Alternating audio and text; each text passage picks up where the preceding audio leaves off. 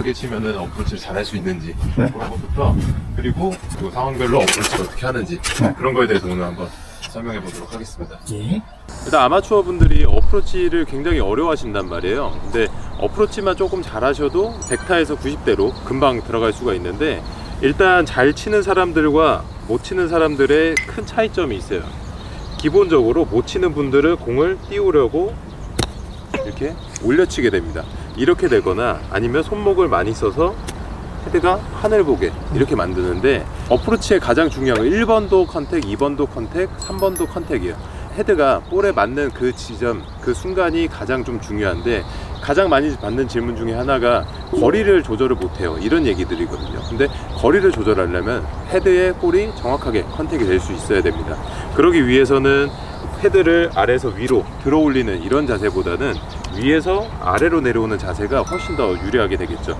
그래서 보통 여러분들 많이 들어보셨을 거예요. 체중을 왼쪽에다가 놔라. 이 의미는 뭐냐면 실질적으로 왼쪽에 놔서 중심을 한 군데 몰아놓는 겁니다.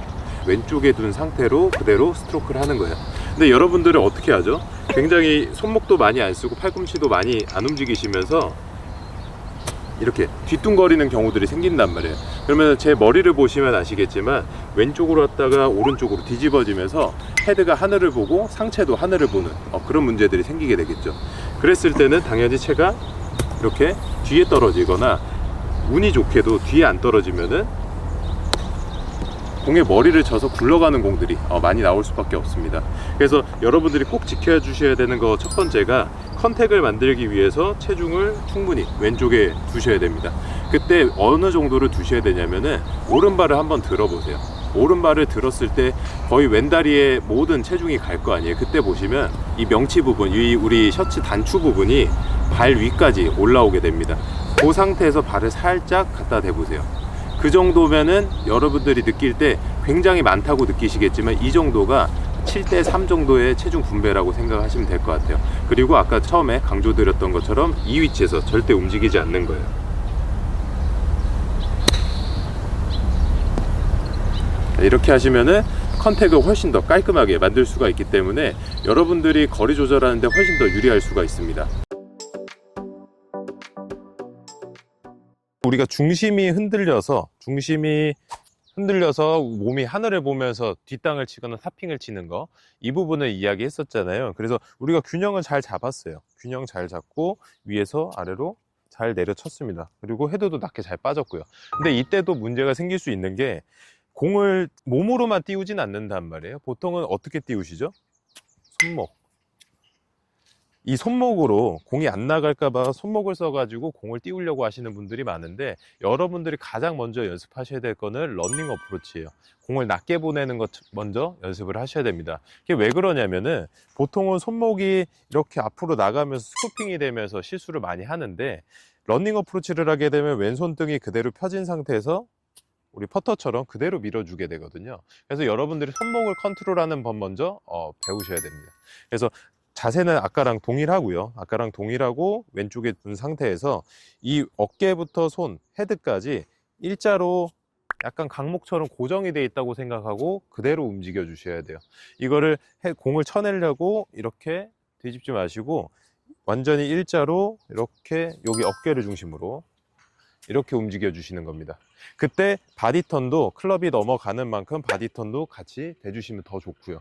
그래서 이렇게 고정이 된 상태에서 이렇게 움직여 주셔야 되는데, 이때 가장 우려가 되는 게 뭔가요? 공이 안 나갈까 봐잖아요. 근데 지금 보시면 아시겠지만 클럽이 이만큼만 넉넉히 올라오면은 공은 충분히 다 나가게 돼 있어요. 그래서 여러분들이 일부러 팔로우 스루를 더 많이 한다고 해서 공이 멀리 나가는 게 아니라, 우리 공이 임팩트 돼서 나가는 거는 위에서 다운스윙이 될 때 이 내려오는 힘으로 공이 나가는 거지, 절대 올리는 힘으로 나가는 게 아니거든요. 그래서 꼭 주의하셔야 될 게, 올라갔으면 내려오는 힘만 써서 컨택에만 좀 집중을 해 주셔야 돼요. 그리고 특히 러닝 어프로치는 손등이 그대로 일자로 펴진 상태, 요거 꼭 유지해 주셔야 되고, 그러면은 여러분들이 보셨을 때 백스윙 크기보다 팔로우 크기가 굉장히 줄어들게 되겠죠. 그래서 러닝 어프로치의 기본은 2대1, 백스윙 2, 팔로우 1, 이런 식으로 구성을 해 주시는 게 좋습니다. 한번 볼까요? 크게 갔다가 짧게, 이렇게 컨택만 딱 주셔도 충분히 비거리를 확보를 할 수가 있고, 어차피 런닝 어프로치이기 때문에 랜딩 거리가 짧아도 런이 많이 생긴단 말이에요. 그래서 충분히 목표까지 다가갈 수가 있어요. 다시 한번 해볼까요? 절대 올려치지 마시고, 팔로우 스루는 우리 임팩트에 큰 영향을 주지 않아요. 오히려 미스샷에 영향을 주는 거지. 자, 크게 들고 끊어서 이렇게 헤드만 툭 떨어뜨려 주시면은 여러분들이 원하는 거리를 충분히 보낼 수가 있을 겁니다. 가장 중요한 게 컨택이라고 이야기를 했잖아요. 그래서 체중을 충분히 왼쪽에 둔 상태에서 클럽이 아래에서 위로 올라가는 게 아니라 위에서 아래로 떨어지면서 낮게 빠지는 거 항상 꼭 기억해 주셔야 되고, 지금 상황을 보시면 요 그린 엣지까지 거리가 지금 한 2-3m 정도밖에 되지 않고요. 핀까지 거리는 한 15m 정도 됩니다.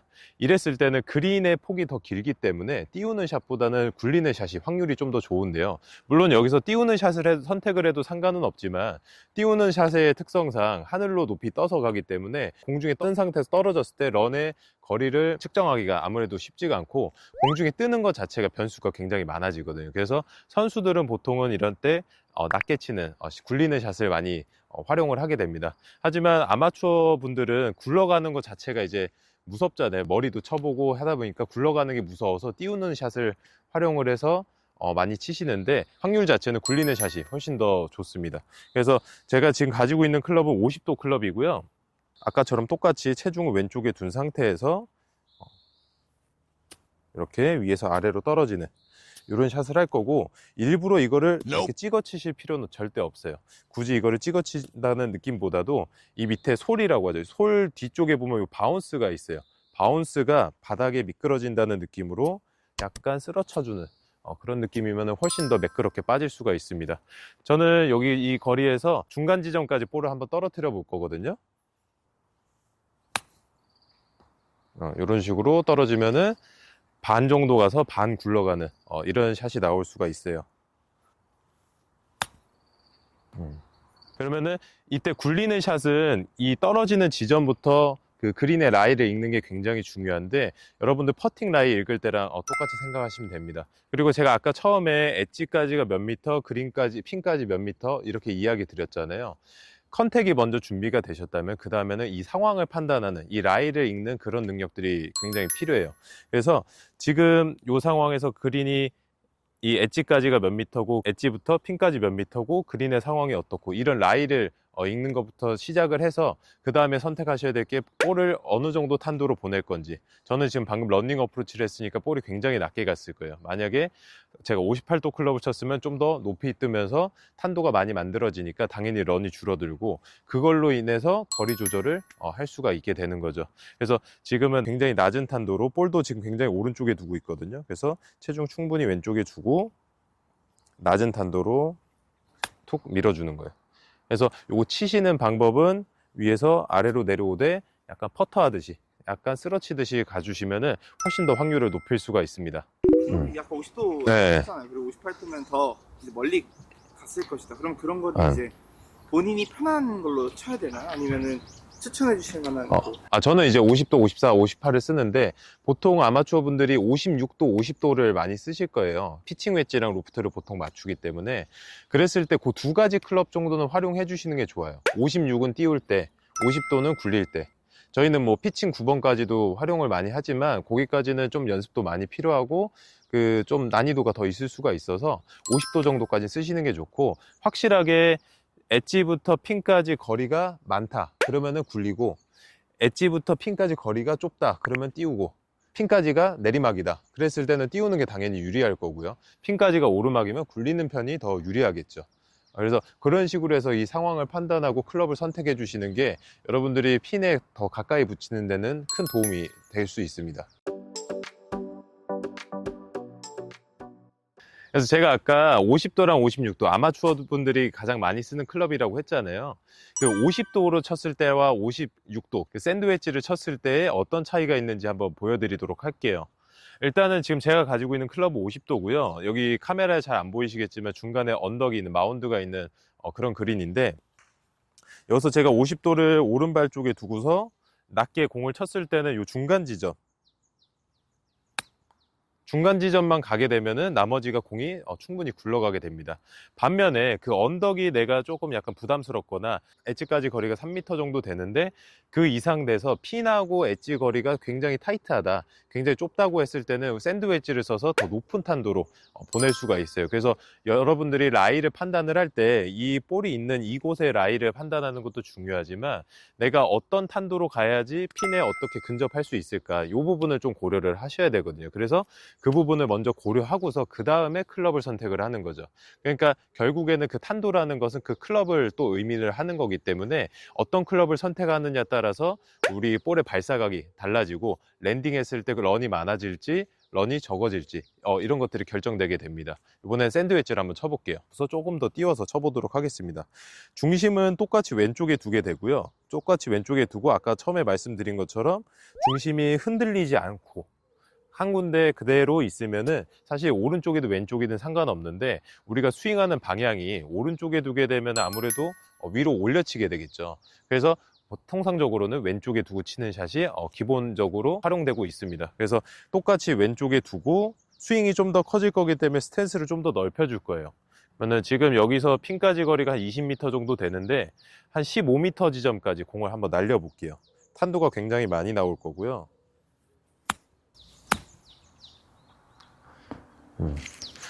떨어졌을 때 런이 확 줄어드는 것을 볼 수가 있습니다.